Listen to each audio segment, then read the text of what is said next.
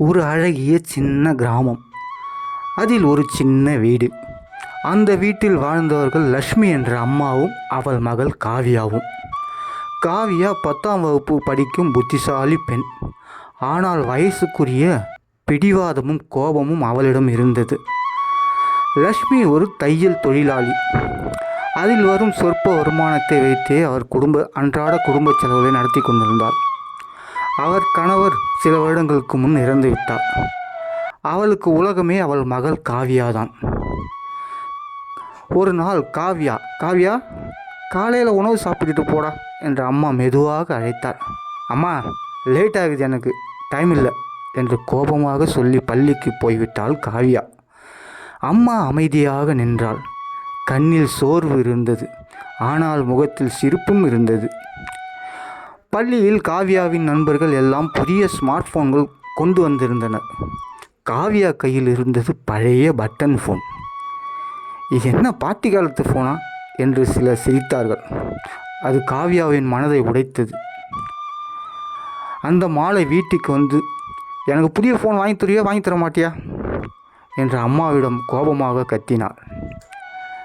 லக்ஷ்மி மெதுவாக, மா, நம்ம நிலைமை உனக்கு புரியாதா? நம்ம இருக்கிற கஷ்டத்தில் அந்த மாதிரி ஃபோன்லாம் இப்போ வாங்க முடியுமா என்று மெதுவாக கூறினாள். எப்பவும் ஒரே காரணம்தான் நீங்கள் சொல்லுவீங்க, என்னை புரிஞ்சிக்கவே மாட்டீங்க என்று கோபமாக சொல்லி அறைக்கு போய் கதவை அடைத்தாள் காவியா.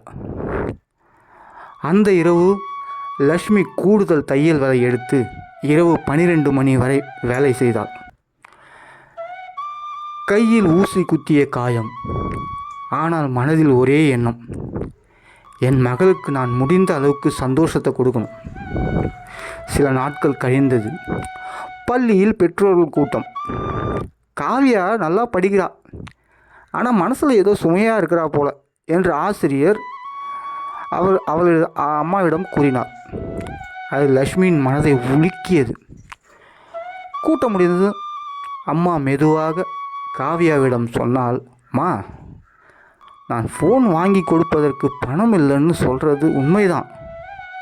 ஆனால் உன் வாழ்க்கை நல்லா இருக்கணும் என்பதற்காகத்தானமா நான் இவ்வளோ கஷ்டப்படுறேன். நீ உயர்ந்து நிற்கணும், நல்ல இடத்துக்கு போகணும், அதுதாம்மா என் ஆசை. அந்த வார்த்தை காவியாவின் இதயத்தை நொறுக்கியது. அம்மாவின் கைகளில் இருந்த ஊசி காயங்கள், அவள் தூங்காமல் இருந்த அவள் கண்கள் என்று அப்போதுதான் எல்லாத்தையும் கவனித்தாள் காவியா. அம்மா என்று அழுதபடி அணைத்து கொண்டாள். எனக்கு ஃபோன் வேண்டாம்மா, நீங்கள் சோர்வடையாதீங்க. லக்ஷ்மி சிரித்தாள். அம்மா, எனக்கு சோர்வு என்றதே கிடையாதும்மா, நீ சிரிக்கிற வரைக்கும். அம்மாவின் பாசம் சத்தமாக இருக்காது, அது அமைதியான தியாகத்தில் இருக்கும்.